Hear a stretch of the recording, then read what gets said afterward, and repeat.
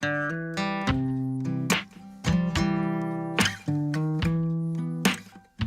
wai tapu kua tai mai nei, rongai te kaupapa o tēnei rā e, karanga mai rā.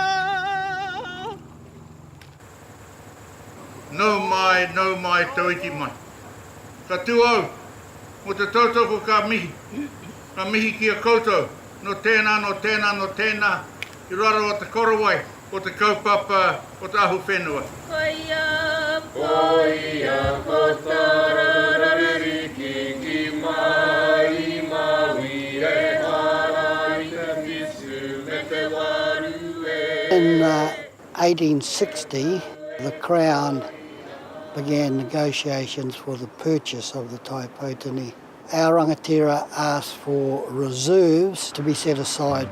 In 1974, there was a commission of inquiry into Maori Reserve land. The recommendation was that 34 reserves be set aside as an incorporation. From that, the Mawhera Incorporation was formed.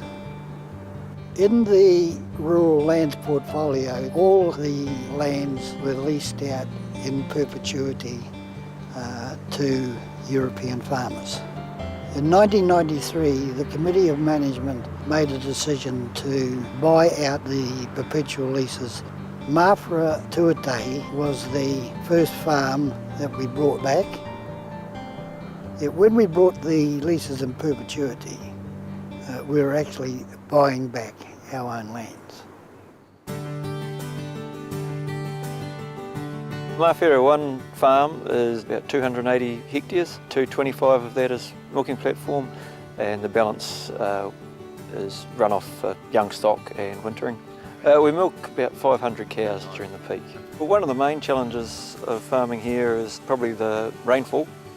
So when we get heavy rainfall in the hills and the flooding comes right down through the farm here, it can take out a lot of fences. So the fences along the waterways, we tend to put big posts in and just a single wire. The last major flood we had took out about 25 paddocks. So on the west coast here we get a bit of rain and a big part of dealing with that is getting that water off as quickly as possible. This method of humping and hollowing the ground was developed. In the natural hollows, a ditch is dug and then the earth's mounded up to make these humps. So we run a really low stocking rate here, 2.2 cows to the hectare. We did get up to 2.7 at one stage, but just too much, the ground just couldn't handle.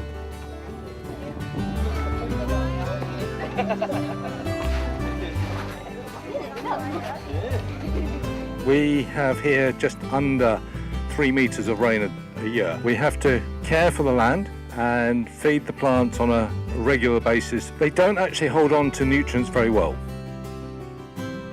Barnett just asked, do we have standoff pads? Not really.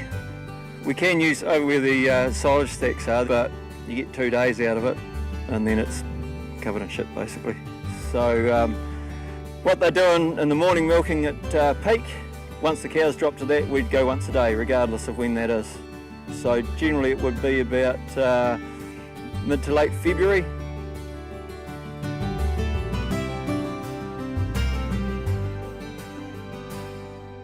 There's a saying within Ngāi Tahu about growing up in the shadow of 9 tall trees, so the 9 components of the Ngāi Tahu settlement. And similar in Mawhera, our Committee of Management is relatively young and we've all grown up under the shadow of perpetuity. What that has done to our people's ability to engage with their lands, to build their assets and to be part and engaged with our whenua. One of our key strategic imperatives is obviously to fight perpetuity and to protect our property rights. The foundation of our strategy has to be our people. Our people will be the ones who will innovate, who will change. Everyone's conscious of the situation on the west coast, economic downturn. Obviously we have a huge asset base in Greymouth and we are determined to build some real solid strategy around that to look at how we can support the revitalisation of that asset. Being from here, we can't go away.